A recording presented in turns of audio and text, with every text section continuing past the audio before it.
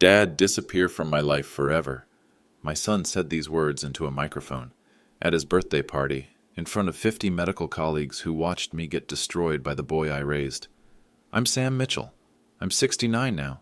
For 15 years, I ate ramen noodles so Nathan could eat steak. Sold my house so he could buy his mansion. Worked double shifts so he could sleep comfortably through medical school. I thought sacrifice meant love. Nathan thought it meant embarrassment. Stop embarrassing our family with your blue-collar stories, he continued, his voice echoing through the country club's sound system. 50 doctors stared at the old electrician getting humiliated by his surgeon son. I stood up quietly and walked out. Nathan got exactly what he asked for.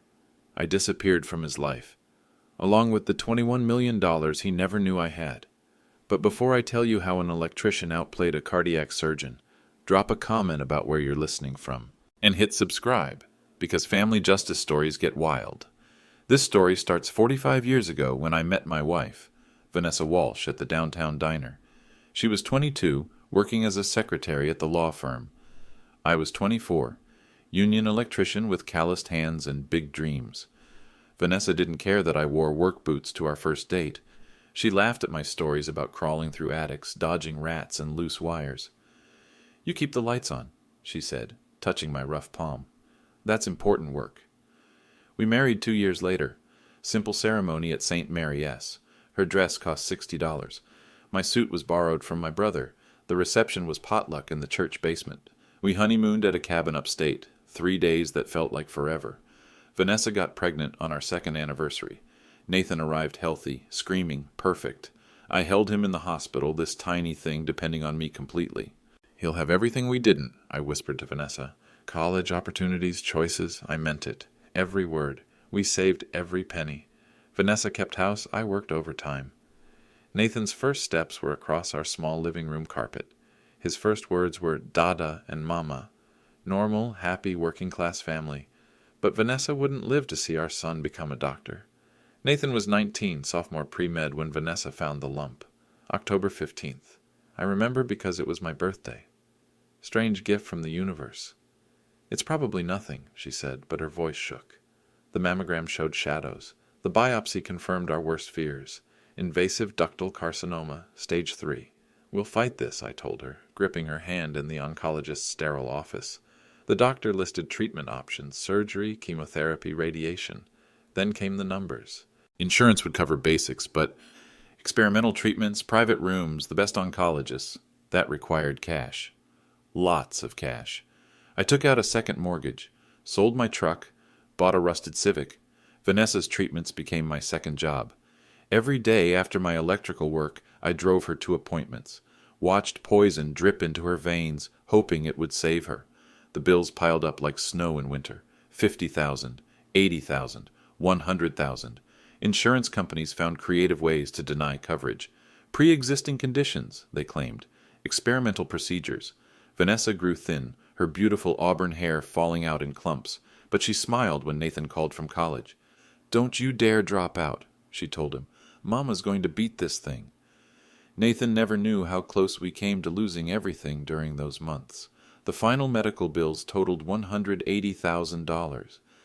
Vanessa died on a Tuesday in March, Nathan's junior year. The funeral cost $8,000 we didn't have.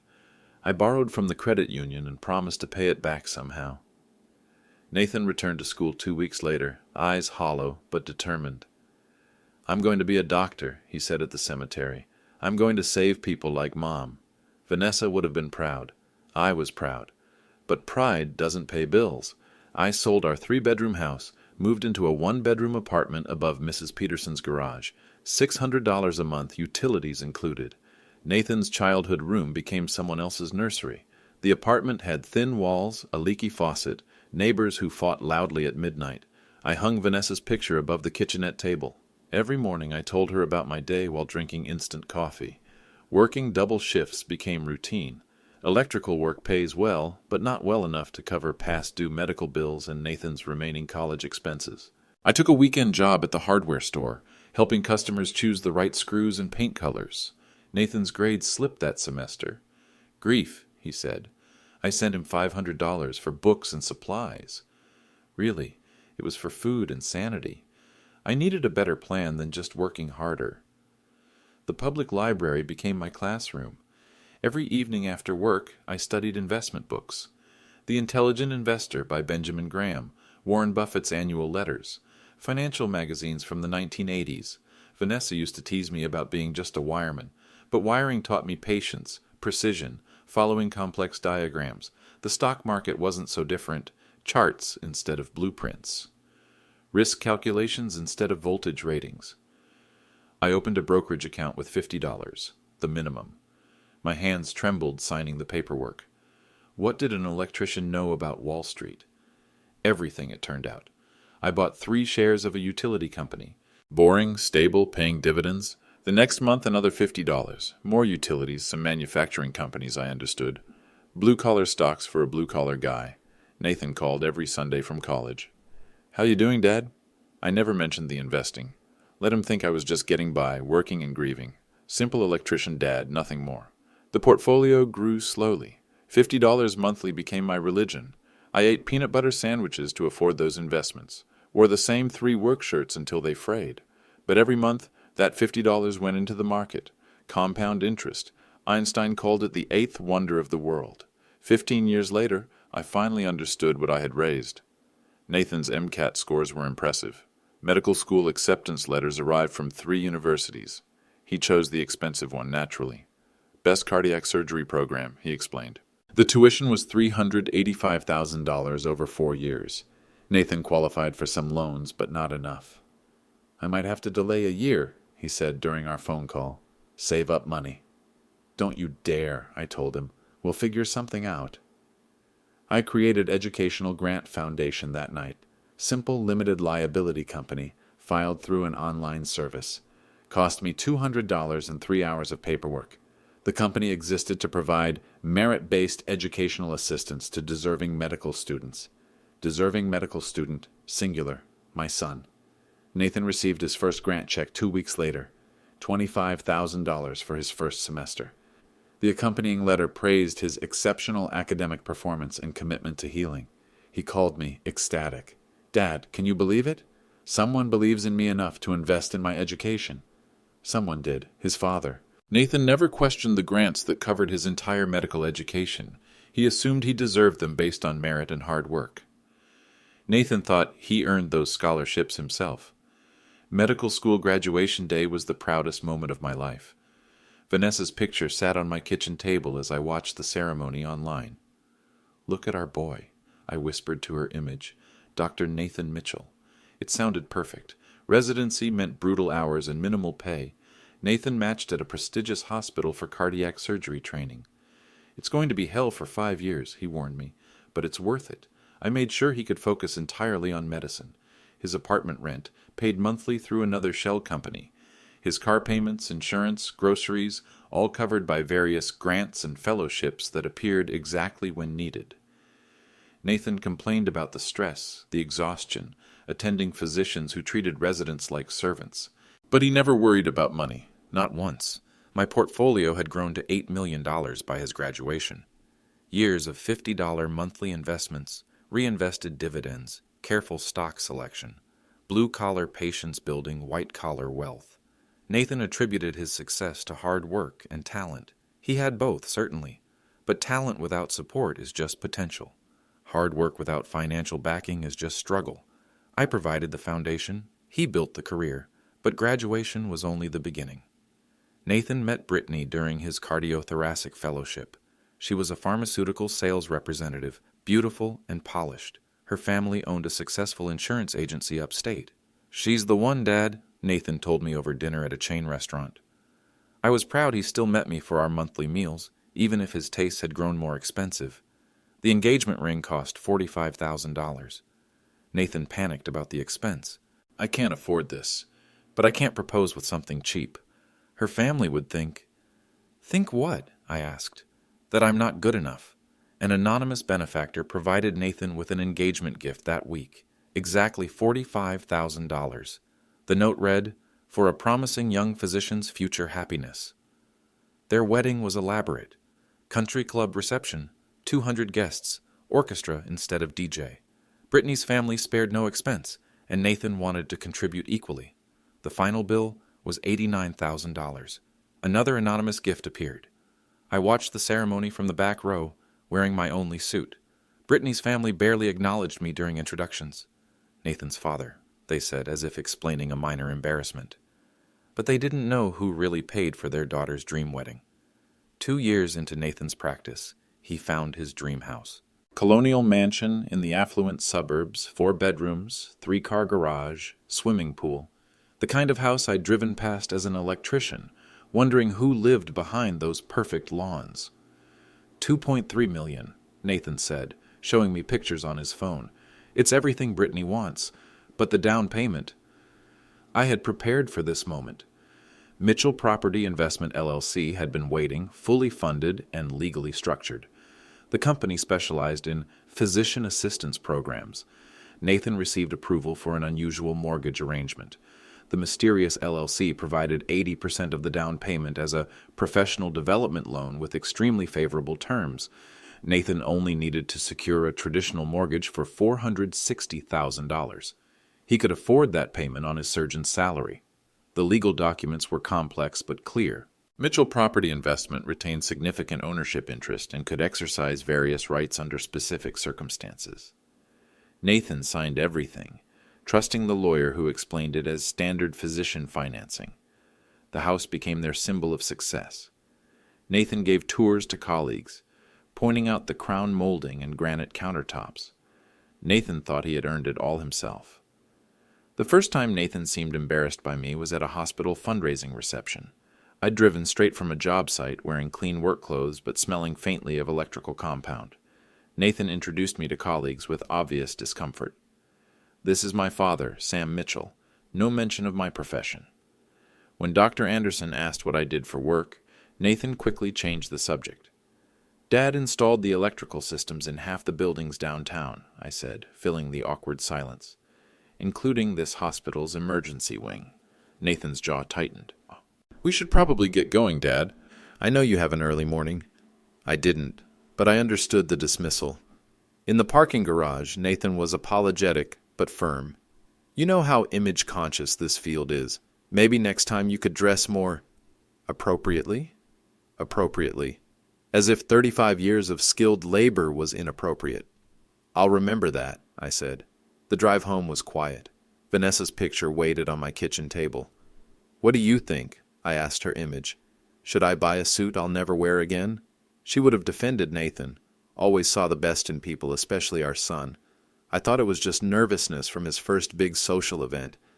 Brittany began making suggestions about my presentation during family dinners. Always politely, always with a smile, but the message was clear. "Sam, you have such interesting stories from your work," she'd say. "But maybe at social events we could focus on other topics. You know how doctors can be about different perspectives. Different perspectives, like the perspective of someone who actually worked with his hands." Nathan started limiting my interactions with his colleagues. Hospital parties became colleagues only. Medical conferences were too complicated to explain. Even casual gatherings required advance approval. "It's not personal, Dad," Nathan explained during one of our increasingly brief phone calls. "It's just that Brittany's family is well connected. Image matters in this field." I understood image mattered. What I didn't understand was why my image as his father, who sacrificed everything, had become something shameful. The grandchildren, Lily and Owen, still hugged me enthusiastically during visits, but even they began picking up on the family dynamics. Brittany would gently redirect their attention when I told stories about the old days. "Grandpa Sam has such an imagination," she'd say, laughing. Imagination. As if my life experiences were fictional entertainment. Those small comments began to pile up. The requests became more direct over time. Nathan called one evening with an unusual favor. "Dad, I need to ask something awkward. The hospital board is having a reception next month. Important donors, department heads. Could you maybe not mention the electrician thing if anyone asks? What should I say instead? Just keep it vague. Say you're retired." Retired from what? But I didn't ask. At the reception, I wore a suit purchased specifically for the occasion. When people inquired about my background, I mumbled something about various jobs over the years. Nathan watched nervously from across the room. Dr. Helen Crawford, head of cardiology, cornered me near the appetizer table. "You must be so proud of Nathan. What line of work were you in?" "I kept the lights on," I said simply. She smiled. "Electrical work? My father was a lineman for 30 years, best man I ever knew." Nathan appeared beside us immediately. "Dr. Crawford, have you met my wife's parents? They're in insurance." The subject changed quickly. Later, in the parking lot, Nathan was more direct than ever. "Dad, these stories about blue-collar work, they don't really fit the environment I'm building." Environment. As if my life was environmental contamination. I was beginning to understand I had become an embarrassment. The hospital's annual charity gala was Nathan's biggest professional moment. He was receiving an award for surgical innovation, a recognition that came with significant media attention. 2 weeks before the event, Nathan called with news that shouldn't have surprised me but still stung. "Dad, about the gala. I think it might be better if you didn't attend. Not because I don't want you there, but you might feel out of place. It's very formal, lots of politics, you know how these things are." I knew exactly how these things were. I'd wired the lighting for dozens of similar events over the years, watched wealthy people celebrate themselves while workers like me remained invisible. "I understand," I said. "It's not personal. Brittany's parents will be there, board members, potential investors in my research. The optics matter." Optics. His father attending his achievement ceremony created bad optics. I watched the gala coverage on local news from my small apartment. Nathan looked handsome in his tuxedo, accepting applause for developing a new cardiac procedure. His speech thanked his mentors, his colleagues, his loving wife and family support system. No mention of who funded that support system. No mention of the electrician who sold everything to make this moment possible. Listening to his speech, I didn't recognize my son anymore. The final months before Nathan's birthday brought a steady stream of small rejections. Each one seemed reasonable individually. Together they painted a clear picture. Nathan suggested I find friends my own age, instead of expecting family time every week. Brittany's birthday party happened without my knowledge. The grandchildren started calling me Sam instead of Grandpa after some gentle coaching. Family dinners became monthly, then bi-monthly, then "we'll call you." My attempts at conversation were met with polite but obvious impatience. Nathan checked his phone constantly during our brief visits. "Maybe you could get some hobbies," Nathan suggested during our last dinner together. "Golf, senior center activities. You know, things that interest people your age." People my age, as if I'd aged out of his life along with my usefulness.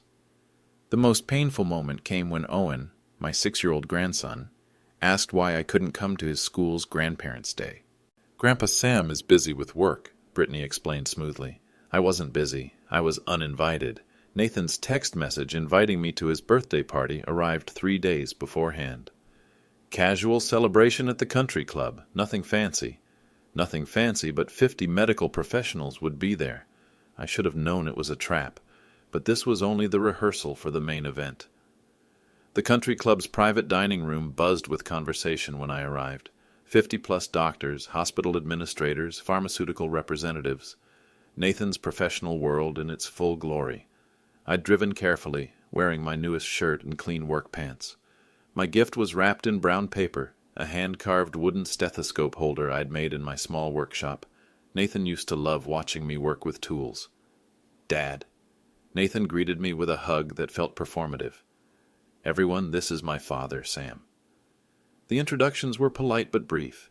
Dr. Williams from cardiology, Dr. Chen from administration, Miss Rodriguez from the pharmaceutical company. They nodded, smiled, then returned to their conversations about golf handicaps and vacation homes. I found a spot near the appetizer table, nursing a Coke while others drank wine. The conversation swirled around hospital politics, medical conference destinations, investment portfolios. I understood more than they realized, but my presence clearly made people uncomfortable. Nathan worked the room like a politician, laughing at appropriate moments, making connections. Brittany stayed close to him, her hand possessively on his arm. They looked perfect together, successful, polished, ascending. I felt increasingly out of place, but stayed anyway. This was my son's moment, and I wanted to be part of it. I thought it would be a pleasant evening. As the evening progressed, the alcohol flowed more freely. Nathan's laughter became louder, his gestures more expansive. I recognized the signs. He was nervous about something. Conversations became stilted whenever I approached groups. People would glance at my work-worn hands, my off-the-rack clothes, then find excuses to drift away. I wasn't dressed inappropriately, but I clearly wasn't dressed appropriately either. Brittany's nervous energy filled the room. She kept whispering to Nathan, checking her phone, arranging and rearranging the gift table. Her parents held court near the bar, regaling listeners with stories about their insurance empire. I overheard fragments of conversations that stung. Self-made man, pulled himself up. Amazing what determination can accomplish. They were talking about Nathan as if his success happened in a vacuum. Nathan's drinking accelerated. His cheeks flushed red, his voice grew louder. He began telling stories about his residency struggles, his fellowship challenges, his rise through the hospital hierarchy. Every story emphasized his individual achievement. The room gradually focused on him. This was his night, his celebration, his moment to shine. I stood in the corner, invisible and increasingly uncomfortable. The grandfather clock near the bar chimed 9 o'clock. Time for speeches, apparently. Nathan picked up the microphone with unsteady hands. "Thank you all for being here tonight," Nathan began, his voice amplified through the room's sound system. The conversation stopped. 50 pairs of eyes focused on my son. 34 years old today, and I have to say, I'm proud of what I've accomplished. Polite applause.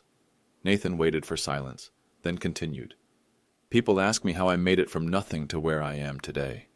How does someone become a cardiac surgeon without connections, without wealth, without advantages? My chest tightened. Where was this going? The answer is simple. Determination, sacrifice, and refusing to be limited by circumstances. More applause. Nathan's confidence grew with the attention. I've had to overcome obstacles others can't imagine. Financial struggles, family limitations, social barriers that could have held me back. Family limitations. The phrase hit me like a physical blow. Nathan's voice rose with alcohol-fueled emotion. Sometimes you have to make difficult choices about what kind of life you want to build, what kind of image you want to project. He looked directly at me for the first time that evening. Dad, you know what would be the perfect birthday gift? If you just disappeared from my life forever, stop embarrassing our family with your... He gestured vaguely at me. All of this. The microphone feedback screeched through sudden silence. 50 pairs of eyes stared at me like watching a car accident.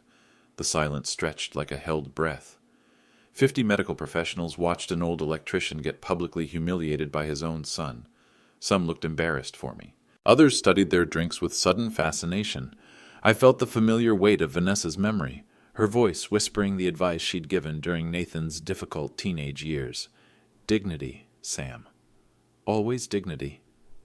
I stood slowly, my joints protesting after hours of standing. The room remained silent except for the clink of ice in glasses and the distant sound of kitchen staff cleaning up.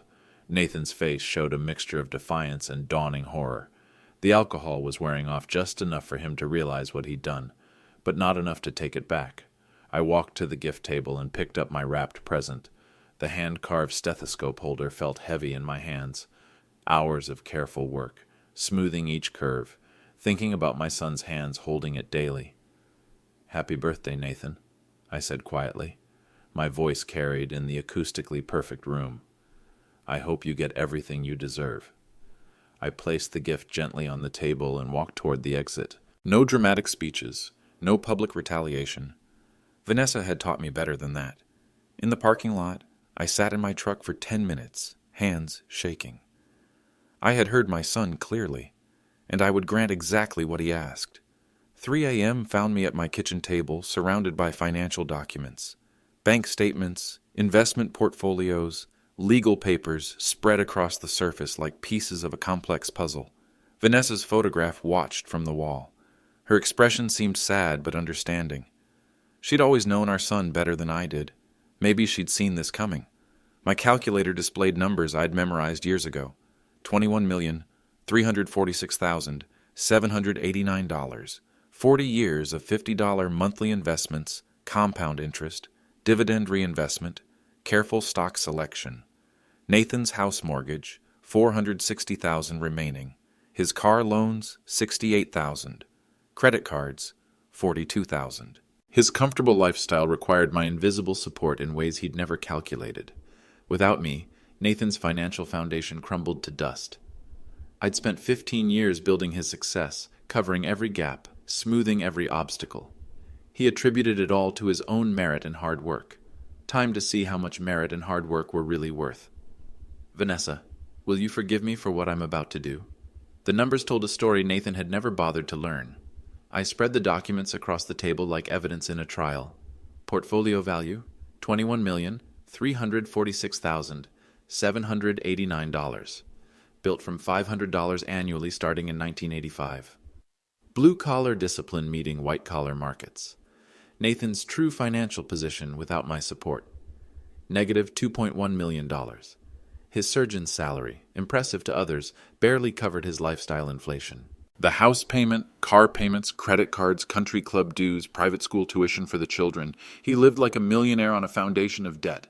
The Educational Grant Foundation still held notes for $385,000 in medical school expenses. Mitchell Property Investment LLC maintained ownership interests in his house. Various shell companies held liens on his vehicles. Boat, vacation timeshare, all legal, all documented, all revocable at my discretion. Nathan had never questioned the mysterious benefactors who smoothed his path. He assumed he deserved the assistance based on merit. Merit was about to meet reality. I called Margaret Chen at 6 a.m. Margaret answered on the second ring, despite the early hour. 20 years as my financial advisor had taught her I only called before dawn for serious matters. Sam, everything all right? I need to review the shell company structures, all of them. Silence. Margaret understood immediately. We'd designed these entities carefully, always maintaining my legal rights while providing Nathan with support he never acknowledged. The Educational Grant Foundation can call the loans immediately, she confirmed. The property investment company has exercise rights on the house. The vehicle financing arrangements are month to month. How long to execute everything? 48 hours for documentation, another 24 for delivery and processing. I thought of Nathan's confident speech about overcoming family limitations, his casual dismissal of the electrician who funded his empire. Do it, I said. Margaret paused.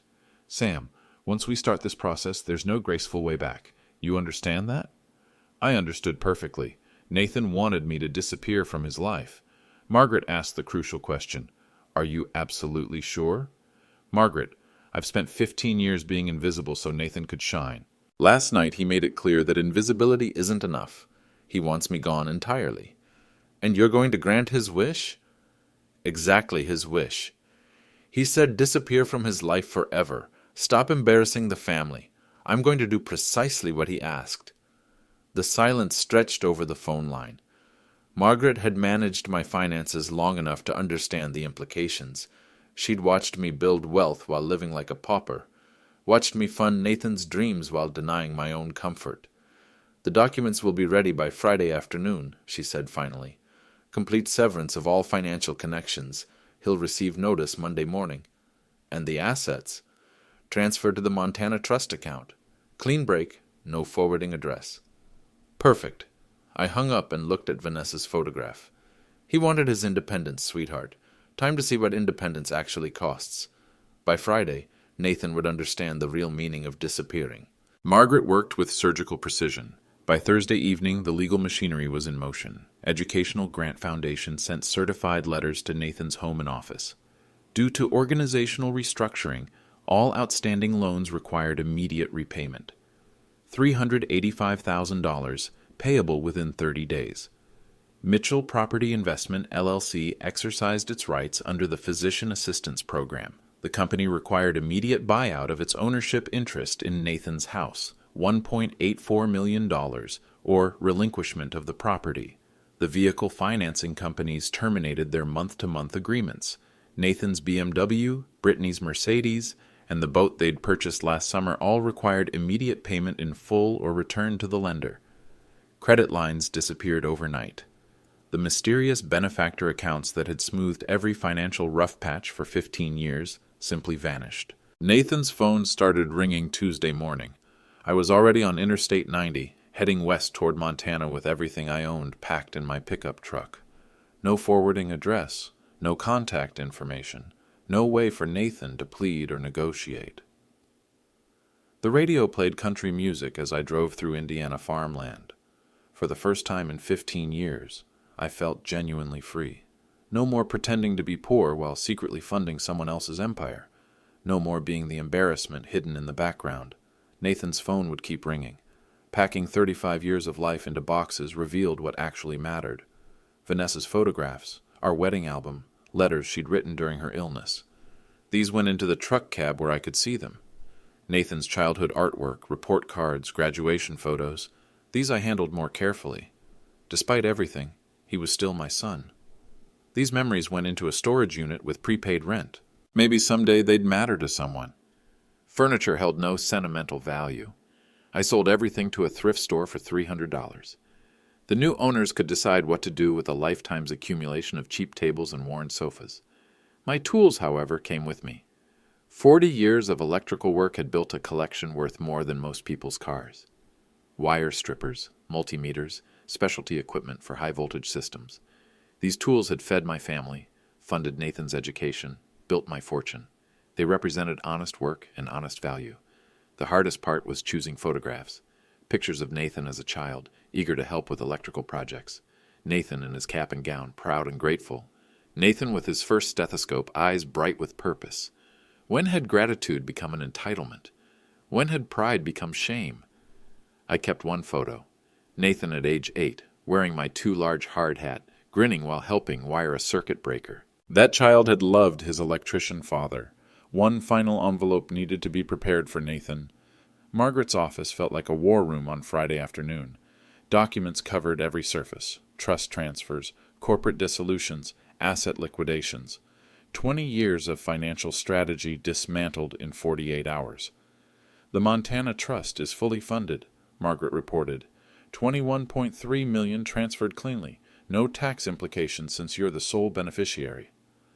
I signed papers with the same mechanical precision I'd once used to wire circuit panels. Each signature severed another connection to the life I'd built around Nathan's success. The shell companies are dissolved. Educational Grant Foundation, Mitchell Property Investment, the vehicle financing entities, all terminated. Nathan will receive final notices Monday morning. And my contact information? Completely scrubbed. New phone number, new address, mail forwarding stopped. If he hires investigators, they'll find a legal dead end. The final document was my revised will. Nathan's name appeared nowhere in the new version.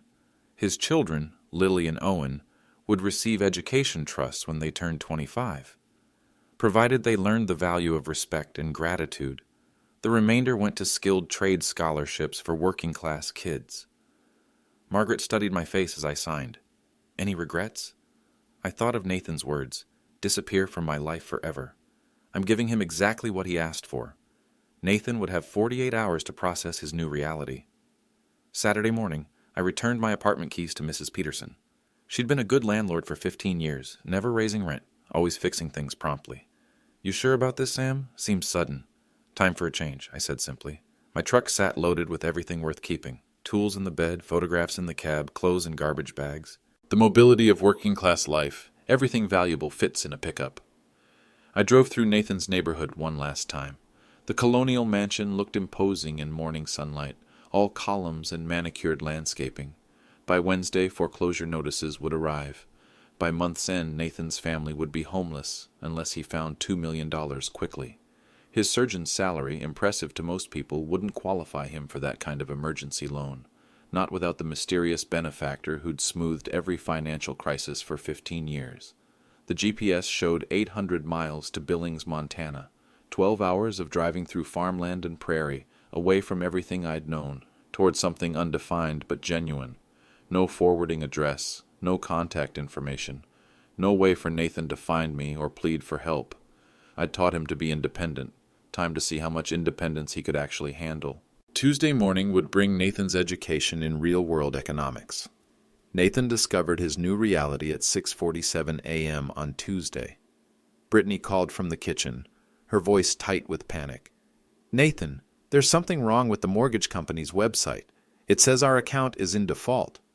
Then the phone started ringing.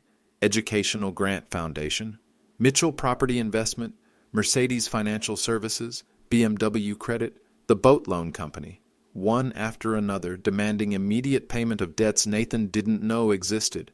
"This has to be a mistake," Nathan told the mortgage representative. "My house is paid for except for $400,000. "Sir, according to our records, you owe $1.84 million on a loan that was called due yesterday." Brittany's family stopped answering their phones by noon. The insurance empire had financial advisors who explained quickly why lending Nathan money would be financial suicide. Hospital colleagues expressed sympathy but offered no concrete help. Doctors are well paid, but $2 million in emergency loans exceeded everyone's comfort zone. Nathan hired a private investigator by Thursday. The trail led to dissolved companies, closed bank accounts, legal structures that vanished like smoke. By Friday, Nathan understood something that should have been obvious years earlier. His success had been built on someone else's foundation, the someone he'd publicly humiliated and banished from his life. Nathan finally understood who really paid for his lifestyle. Interstate 90 stretches like freedom across the American heartland. Mile markers counted down my old life while counting up my new one. Ohio farmland gave way to Illinois plains, then Iowa cornfields. My truck ran smooth and steady, loaded with everything that truly mattered. Vanessa's photograph sat on the dashboard, her smile approving my escape from 15 years of invisible servitude. Truck stops became meditation points. Coffee with real working people who understood that dignity comes from honest labor, not social status. Conversations about weather, road conditions, where the work was good. Simple, genuine exchanges. Nathan's desperate phone calls went to a disconnected number. His emails bounced back undelivered. The private investigator he'd hired was chasing corporate shells and dissolved entities. I was invisible again, but by choice this time. Montana's big sky country opened up like a promise. Rolling hills, distant mountains, space to breathe without suffocating on someone else's shame. The first honest home I'd had in 15 years waited ahead. The phone in my rearview mirror kept ringing, but I wasn't listening anymore. The ranch house outside Billings sat on 5 acres of Montana grassland. Simple, honest construction with a view of the Beartooth Mountains. 3 bedrooms, 2 bathrooms, workshop space for electrical projects, no mortgage, no mysterious benefactors. Just cash purchase from honest savings. The local diner served coffee in thick ceramic mugs and offered conversations about cattle prices and weather forecasts. Nobody cared about social status or professional networking. They judged character by how you treated people and whether you paid your bills. I bought furniture at garage sales and estate auctions. Solid wood pieces built by craftsmen who understood that function mattered more than fashion. Everything chosen for comfort and durability, not impression management. The workshop became my sanctuary. Electrical projects for neighbors, small repair jobs, the satisfaction of making things work properly. My hands, calloused from 40 years of honest labor, felt useful again. Nathan didn't know where I had gone. His investigators found only legal dead ends and corporate dissolutions. Geographic distance created emotional distance. Space to heal from 15 years of being someone's embarrassment. Nathan couldn't know I was finally home. Nathan's world collapsed with methodical precision. Private investigators traced dissolved companies to law firms that cited attorney-client privilege. Bank records led to closed accounts and transferred assets. Every mysterious benefactor who'd smoothed Nathan's path for 15 years had vanished simultaneously. Brittany's hysteria escalated daily. "Fix this," she demanded. "Call your father. Make him stop." But Nathan couldn't call his father. The man had disappeared as completely as Nathan had requested. Medical colleagues offered sympathy, but no financial assistance. $2 million exceeded everyone's emergency lending capacity. Nathan's professional reputation began suffering as personal financial stress affected his surgical focus. The house went into foreclosure proceedings. Car repossessions were scheduled. Private school tuition for Lily and Owen came due with no payment method available. Nathan finally understood the mathematical reality. His lifestyle required external support that he'd never acknowledged or appreciated. The electrician he'd dismissed as an embarrassment had been the invisible foundation of everything Nathan thought he'd earned through merit. Reality was preparing to deliver a harsh education in actual economics. No one would replace his father's silent support. The foreclosure notice arrived on expensive paper with official seals. 30 days to vacate or bring the mortgage current. Nathan stared at numbers that might as well have been written in hieroglyphics. $1.84 million, due immediately. Car repossession crews circled like vultures. The BMW disappeared from the hospital parking garage while Nathan worked a 12-hour surgery schedule. Brittany's Mercedes followed 2 days later. Country club membership lapsed. Private school tuition bounced. The boat was repossessed during a family weekend that ended with angry marina officials and humiliated children. Medical practice suffered as personal financial crisis consumed Nathan's mental energy. Surgical errors increased. Patient complaints accumulated. Hospital administration began asking uncomfortable questions about Dr. Mitchell's recent performance issues. Brittany's family staged an intervention. Fix your financial situation, or we're taking the children somewhere stable. Nathan hired lawyers, accountants, investigators. Money he couldn't afford spent chasing assets that had vanished like smoke. The foundation of his empire hadn't been merit or hard work. It had been love disguised as anonymous support. One final envelope would arrive to explain everything. By month's end, the Mitchell family had moved into a 2-bedroom rental apartment. The colonial mansion with its swimming pool and 3-car garage belonged to the bank now. Lillian Owen struggled to understand why everything had changed. "Where's our house?" 6-year-old Lily asked repeatedly. "When are we going home?" There was no home to return to. Nathan's surgical practice suffered as financial stress compromised his focus. Patient outcomes declined. Hospital administrators requested meetings about performance concerns. Malpractice insurance premiums skyrocketed as claims increased. Brittany's family distanced themselves with surgical precision. The insurance empire had reputation concerns. Association with financial failure reflected poorly on their carefully maintained image. "You need to fix this," Brittany repeated daily, her voice rising with each conversation. "Find your father.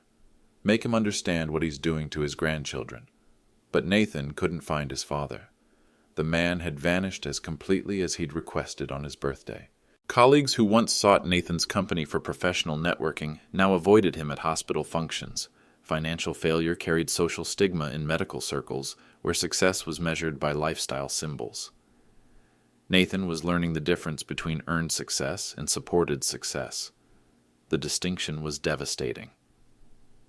Brittany's ultimatum came on a Tuesday morning over instant coffee in their cramped apartment kitchen. "I didn't marry someone who lives like this. Find your father or find a lawyer." The children sensed the tension without understanding its source. Owen asked repeatedly when Grandpa Sam was coming to visit. Lily drew pictures of their old house, questioning why they couldn't go back. Nathan tried explaining financial concepts to a 4-year-old and 6-year-old. Sometimes grown-ups have to move to smaller places. The explanation satisfied no one. Medical colleagues maintained polite distance. Nathan's fall from affluent surgeon to struggling practitioner created uncomfortable conversations at hospital functions. Nobody wanted proximity to financial failure that might prove contagious. The country club membership had lapsed. Golf partnerships dissolved. Social invitations stopped arriving. Nathan discovered how many friendships had been built on mutual benefit rather than genuine affection. Evening phone calls to disconnected numbers became ritual. Nathan would dial his father's old phone, listen to the automated message, then hang up in frustration. Somewhere, the electrician he'd banished was living peacefully while Nathan's world crumbled. The irony was lost on no one except Nathan himself. Marriage counseling appointments appeared on calendars nobody could afford. Alone in his rental apartment bedroom, Nathan finally reviewed his life with brutal honesty. Photo albums revealed a story he'd never acknowledged. Medical school graduation. Sam in the background, wearing his only suit, beaming with pride while Nathan accepted congratulations from professors and classmates. Wedding photos. Sam contributing quietly to conversations, while Brittany's family dominated the spotlight with stories of their business success. Hospital events. Sam attempting to connect with Nathan's colleagues, while Nathan managed image concerns and social positioning. Every memory revealed the same pattern. Sam offering genuine love and support. Nathan managing embarrassment and social anxiety. The mysterious grants and beneficial loans that had smoothed every financial obstacle suddenly made sense. Educational Grant Foundation, Mitchell Property Investment, the anonymous benefactors who appeared exactly when needed, Sam Mitchell, the electrician father who'd built a fortune while living like a pauper, who'd funded Nathan's empire while accepting invisibility as payment. Nathan finally understood the mathematical reality of his success. Remove Sam's silent support, and the entire structure collapsed within weeks. Merit and hard work were important, but foundation was everything. He'd destroyed his foundation with alcohol-fueled cruelty and social embarrassment. The bill for that destruction was $2 million and climbing. The registered letter arrived on a Saturday morning when Nathan was reviewing foreclosure documents and bankruptcy options. Thick envelope, return address from a Montana law firm he'd never heard of. Inside, Nathan's hands trembled as he recognized his father's distinctive handwriting. The same precise script that had written grocery lists and birthday cards throughout Nathan's childhood. Brittany watched from the kitchen doorway, holding Owen while Lily colored at the table. The family's entire future might depend on the contents of this envelope. Nathan sat heavily in their second-hand chair, purchased from a thrift store after the furniture repossession. The envelope felt weighted with 15 years of financial history he'd never bothered to understand. 2 items inside, a handwritten letter and a faded photograph. The photograph showed Sam and Vanessa at Nathan's medical school graduation, standing in the background while Nathan posed with his diploma. Sam's expression radiated pure pride and love. Vanessa's was frozen in the last months of her life, when hope and determination still outweighed illness. Nathan had never noticed them in the background of his achievement photos. The letter was brief, 2 paragraphs that would change everything. Nathan opened the letter with shaking hands. Nathan, you asked me to disappear from your life forever. You said I was embarrassing your family. I have granted your birthday wish exactly as requested. For 15 years, I've funded your success while living in a 1-bedroom apartment above Mrs. Peterson's garage. The educational grant foundation that paid your medical school tuition was my company. Mitchell Property Investment that provided your house down payment was my money. Every mysterious benefactor who smoothed your financial obstacles was your electrician father, sacrificing everything to support the son who considered him an embarrassment. Vanessa died believing you would honor the sacrifices we made for your education. She never saw you become a doctor, but she died trusting you would remember where your opportunities came from. I thought love and sacrifice would be enough to earn respect. I was wrong.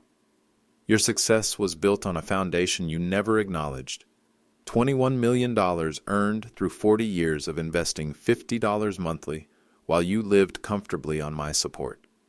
When you removed the foundation, the structure collapsed. This is not punishment. This is natural consequence. However, love doesn't disappear as easily as bank accounts. If you can write a handwritten letter acknowledging the truth about your success and demonstrating genuine understanding of sacrifice and respect, you will find me at the address below. Pride must be earned through character, not demanded through blood. Your children deserve better than parents who confuse money with worth. I have established education trusts for Lily and Owen that will mature when they turn 25, provided they learn values you never mastered. Class cannot be purchased with money, Nathan. It comes from how you treat people who have power over your life. I had complete power over your life for 15 years. You treated me with shame and dismissal. The choice to rebuild our relationship belongs to you now. But rebuilding requires foundation work, and foundation work is blue-collar labor. Your father, Sam Mitchell, 1247, Prairie View Road, Billings, Montana, P.S. The photograph shows who really celebrated your graduation. Nathan studied the graduation photograph with new eyes. Vanessa's frail hands clutching Sam's arm, both parents radiating love and pride while Nathan posed obliviously with his diploma and classmates. His parents had attended his graduation. He'd been too busy networking with professors and celebrating with friends to notice them in the background. They'd driven 6 hours to watch him walk across the stage. They'd stood quietly in the back, not wanting to intrude on his moment, but needing to witness their investment in his future. Nathan had never thanked them, never acknowledged their presence, never understood their sacrifice. The letter's final paragraph offered hope disguised as challenge. Rebuilding requires foundation work, and foundation work is blue-collar labor. Foundation work. The metaphor was precise. Nathan had built his career on his father's foundation while pretending it didn't exist. Reconstruction would require acknowledging that foundation publicly and permanently. A handwritten letter, not typed, not email, not a quick phone call. Physical effort demonstrating genuine understanding. Nathan found paper and pen, materials that felt foreign after years of digital communication. His surgeon's hands, accustomed to precise movements with expensive instruments, struggled with simple writing. Dad, you were never an embarrassment. I was embarrassed by my own ingratitude and tried to hide it by hiding you. Every dollar of my success came from your sacrifice. Every opportunity came from your love. Every achievement came from your foundation. I want to learn how to be the man you raised me to be, not the man I became when I forgot where I came from. Can we start over? Your son, Nathan. The envelope addressed to Prairie View Road represented more than apology.